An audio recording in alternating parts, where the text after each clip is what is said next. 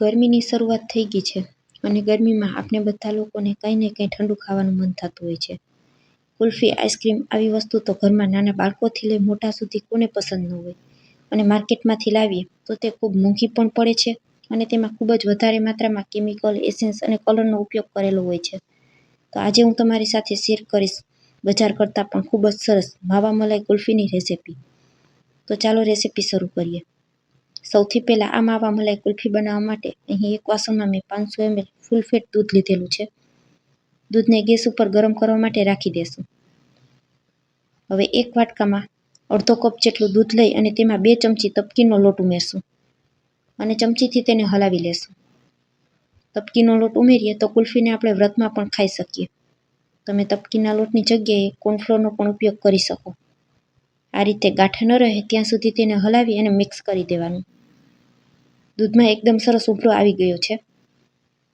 તો આ સમયે ગેસની ફ્લેમને એકદમ સ્લો કરી દેવાની અને હવે જે તપકીના લોટવાળું દૂધ તૈયાર કરીને રાખેલું છે તે થોડું થોડું કરીને ઉમેરવાનું.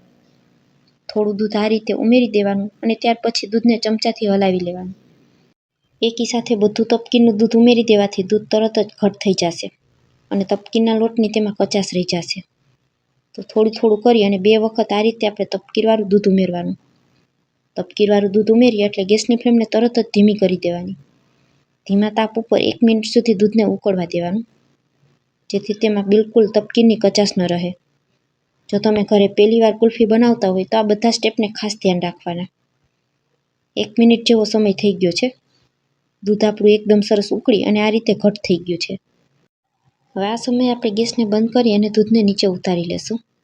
આનાથી વધારે દૂધને બિલકુલ ઘટ નહીં કરવાનું. ચમચામાં દૂધને ચેક કરીએ તો આ રીતે તેમાં એક લાઈન પડે છે. હવે એક પેનમાં અડધો કપ ખાંડ ઉમેરવાની છે. 500 ml દૂધ લીધેલું હોય તો અડધો કપ જેટલી ખાંડ ઉમેરવાની અને ખાંડને આ રીતે પેનમાં બધી બાજુ ફેલાવી દેવાની અને ગેસની ફ્લેમને એકદમ સ્લો રાખી અને ખાંડને ઓગળવા દેવાની. તેમાં પાણી કે કોઈ પણ વસ્તુ ઉમેરવાની નથી. થોડી જ વારમાં ખાંડ છે તે મેલ્ટ થવા લાગશે. માવા મલાઈ કુલ્ફી બનાવવા માટે ખાંડમાંથી આપણે કેરેમલ તૈયાર કરવાનું છે.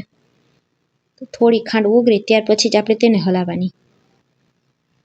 અડધી મિનિટ જેવો સમય થશે એટલે ખાંડ આ રીતે ઓગળવા લાગશે. ખાંડ ઓગળવાનું ચાલુ થાય એટલે આપણે ચમચાથી તેને હલાવી લેવાનું. બધી જ ખાંડ ઓગળી જાય ત્યાં સુધી આપણે સતત તેને હલાવતું રહેવાનું. ખાંડ અહીં બળી ન જાય તેનું ખાસ ધ્યાન રાખવાનું છે. ખાંડને માત્ર કેરેમલ જ કરવાની છે. જો તમારી ખાંડ જરા પણ બળી જશે તો કુલ્ફી છે તે કડવી થઈ જશે. તો આ સ્ટેપને પણ ખાસ ધ્યાનમાં રાખવાનું છે. આઈસ્ક્રીમ અને કુલ્ફી ઘરે બનાવવા ખૂબ જ સરળ છે. બસ તે બનાવતી સમયે અમુક વાતોનું ખાસ ધ્યાન રાખવાનું હોય છે. જે પણ જરૂરી સ્ટેપ હશે તે મેં વિડીયોમાં તમને જણાવેલો જ છે. વિડીયોને સ્કીપ કર્યા વગર પૂરો જોશો તો તમારી કુલ્ફી પણ પહેલી જ વારમાં બજાર કરતાં પણ ખૂબ જ સરસ બનીને તૈયાર થશે. હવે ગરમીની શરૂઆત થઈ ગઈ છે તો મારી આ ચેનલ ઉપર તમને રોજ અવનવી કુલ્ફી, ફાલુદા, આઈસ્ક્રીમ જેવી અનેક રેસિપીઓ જોવા મળશે.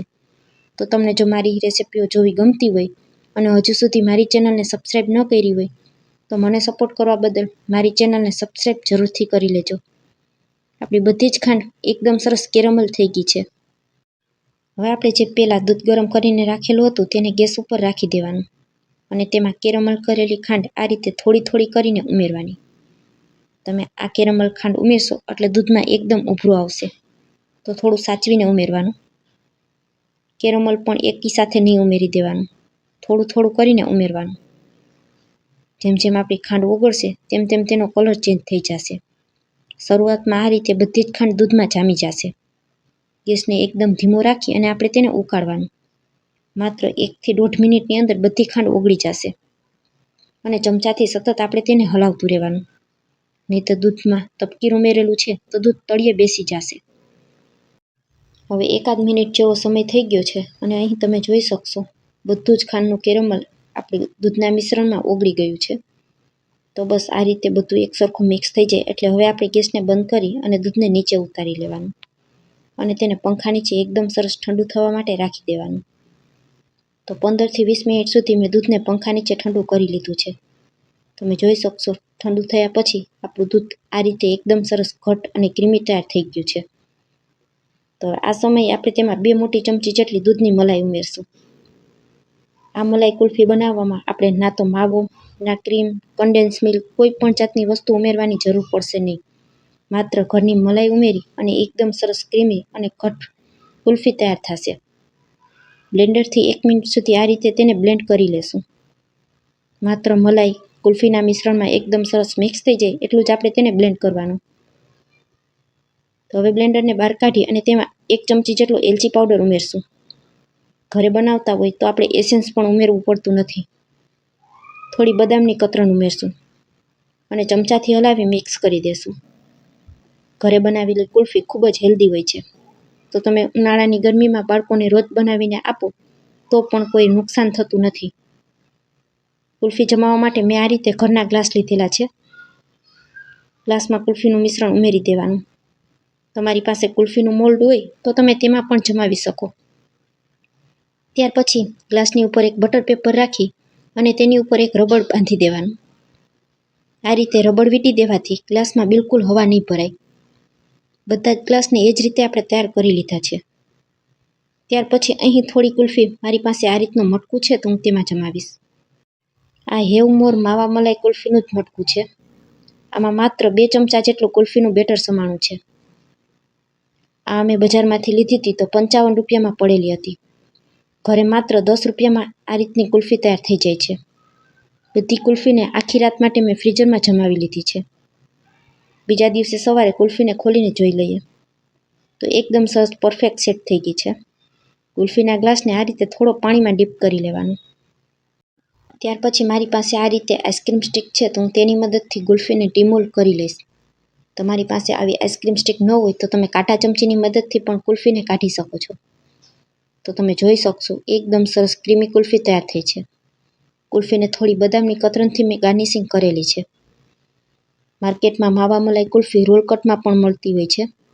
તો આ રીતે આપણે તેને રોલની જેમ કટ કરીને પણ જોઈ લઈએ તો તમે જોઈ શકશો કુલ્ફીમાં બિલકુલ બરફ જામેલો નથી. જો તમારી કુલ્ફીમાં બરફ જામતો હોય તો એક વખત કુલ્ફી સેટ થઈ જાય ત્યાર પછી તેને કોઈ એક વાસણમાં ઉમેરી અને ફરી પાછી બ્લેન્ડરથી બ્લેન્ડ કરી લેવાની અને બીજી વખત જામવા માટે રાખી દેવાની. 2 સ્ટેપમાં કુલ્ફી જમાવશો તો ક્યારેય પણ તેમાં આઈસ ક્રિસ્ટલ નહીં જામે. બની છે ને જોતાં જ ખાવાનું મન થઈ જાય તેવી કુલ્ફી. આ ઉનાળામાં તમે પણ બજારમાંથી લઈને નહીં આ રીતે ઘરે બનાવીને જ કુલ્ફીને એન્જોય કરજો. મટકાની કુલ્ફી પણ જોઈ લઈએ.